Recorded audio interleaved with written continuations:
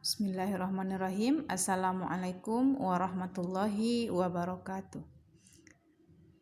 Baiklah anak-anak ibu, untuk di semester genap ini pelajaran fikih kita lanjutkan bab 4 tentang indahnya ajaran pinjam meminjam.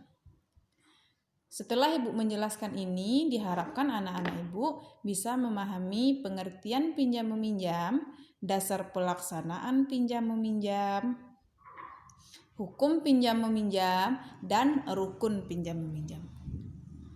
Kita lihat yang pertama, pengertian pinjam meminjam. Menurut bahasa Arab, pinjam meminjam berasal dari kata al-ariyah yang artinya barang yang pergi dan datang secara cepat.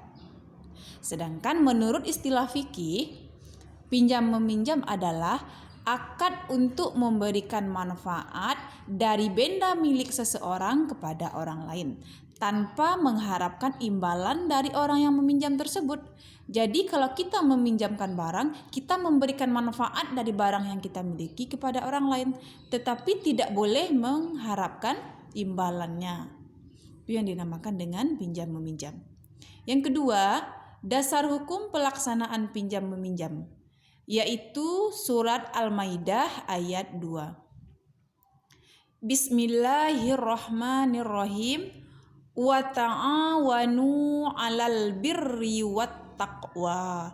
Dan tolong menolonglah kamu dalam kebaikan dan takwa. Wala ta'awanu 'alal itsmi wal 'udwan. Dan janganlah kamu tolong menolong dalam berbuat dosa dan permusuhan. Dalam ayat ini dikatakan alal birri wat taqwa, dalam kebaikan dan ketakwaan. Contohnya kebaikan itu adalah dengan melaksanakan pinjam meminjam. Pinjam meminjam ini kita memberikan manfaat kepada orang lain. Orang lain merasa terbantu, berarti itu sudah termasuk kategori kebaikan. Yang ketiga, hukum pinjam meminjam. Hukum peminjam adalah mubah atau boleh. Sedangkan untuk pemberi pinjaman hukumnya sunnah, yang artinya bila dia memberikan pinjaman kepada orang lain dia mendapat pahala, sedangkan ketika dia tidak memberikan kepada orang lain dia tidak berdosa. Hukum pinjam meminjam ini bisa berubah menjadi wajib, sunnah, dan haram. Kita lihat yang pertama, wajib. Pinjam meminjam berubah hukumnya menjadi wajib apabila meminjamkan barang yang sangat mendesak. Contohnya, meminjamkan mukena untuk sholat ketika waktu sholat sudah masuk. Dia tidak membawa mukena kita ada, maka wajib kita meminjamkan mukena karena itu untuk kewajiban kepada Allah. Atau ada orang yang sakitnya sudah sangat parah, harus pergi ke rumah sakit sementara dia tidak punya kendaraan, kita punya mobil, maka kita pinjamkan atau kita mengantarkan dia ke rumah sakit. Yang kedua, sunnah, apabila meminjamkan barang untuk saling membantu antar sesama. Nah, anak-anak ibu ketika belajar, jika ada temannya tidak membawa pensil, tidak membawa pena, maka anak ibu bisa meminjamkan pensil, bisa memberi pinjaman pena. Berarti anak ibu sudah melaksanakan praktek pinjam meminjam. Itu mendapat pahala. Yang ketiga, apabila meminjamkan barang untuk maksiat dan merugikan orang lain, maka hukum pinjam meminjamnya berubah menjadi haram.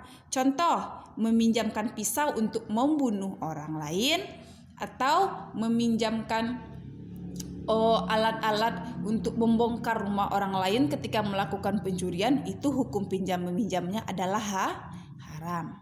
Kita lanjutkan, yang keempat adalah rukun pinjam meminjam.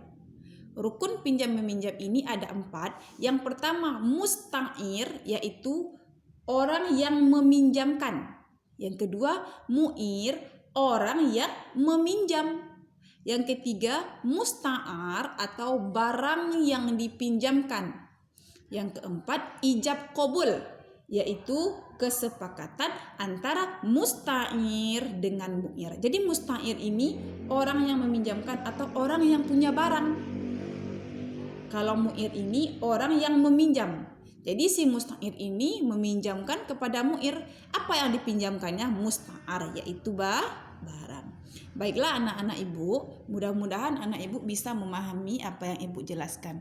Ibu sudahi dengan Assalamualaikum warahmatullahi wabarakatuh.